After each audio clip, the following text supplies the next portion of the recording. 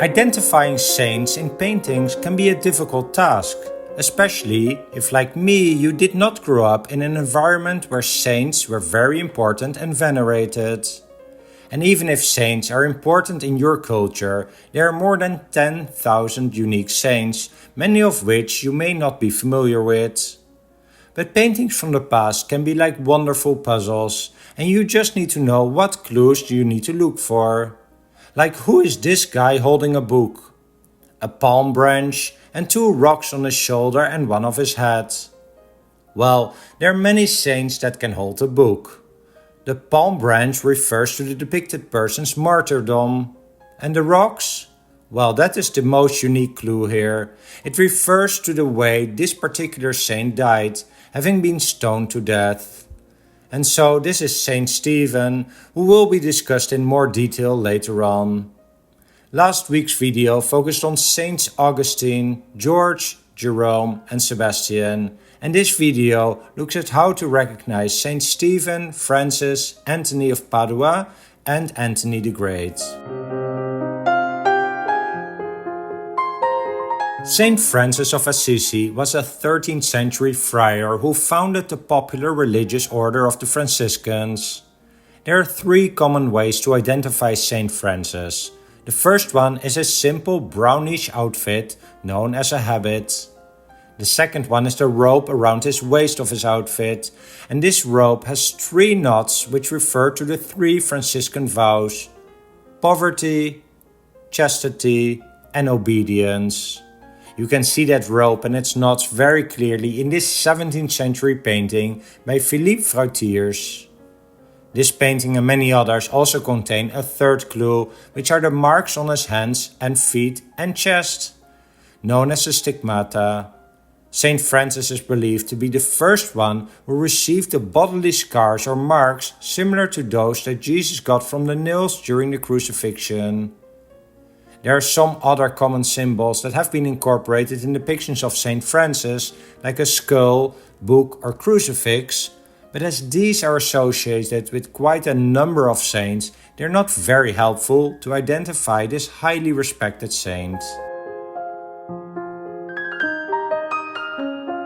Not only can it be challenging to distinguish between the attributes of different saints, you also need to be aware which saint you are considering. For example, there are multiple saints called Anthony. Two of the most famous ones are Saint Anthony the Great and Saint Anthony of Padua. Let's start with Saint Anthony the Great, who lived in the 3rd and 4th centuries in Egypt and reportedly died at 105 years old. He is also known as Anthony the Abbot, Anthony of Egypt, or the father of all monks. Anthony is best known for being the first monk who went into the wilderness, where he faced some supernatural temptations, as captured here by various artists, including a 13-year-old Michelangelo. When he was around 20 years old, his parents died and Anthony decided to sell all his parents' possessions, give the money to the poor, and isolate himself in the desert. There, the devil would test his fate by tempting him in all sorts of ways, which is why he is often surrounded by monsters and devils in paintings. The other Anthony is known as Saint Anthony of Padua, where he would die, but also known as Saint Anthony of Lisbon, as he was born there. This Saint Anthony is depicted in a completely different way. In many works, he is shown with a book and a white lily. The white lily is also one of the popular attributes of the Virgin Mary, and in both their cases, it refers to their purity. The book refers to a story from his life where his beloved Psalter book was taken by someone, but after prayer, he would get the book back. And the book sometimes shows the presence of a baby, which is Jesus. It goes back to a mystical experience of Anthony, where he was visited by baby Jesus.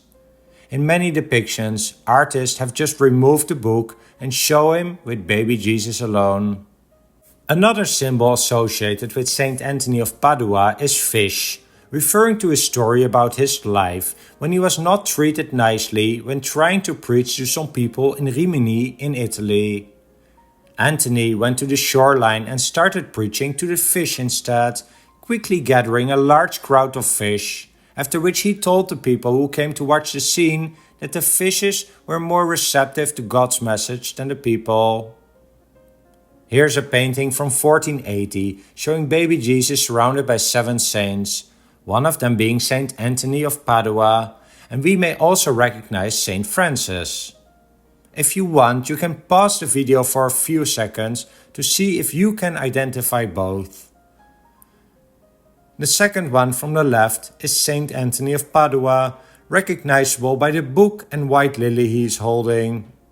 And the second one from the right is Saint Francis, recognizable by the wounds on his hands and chest.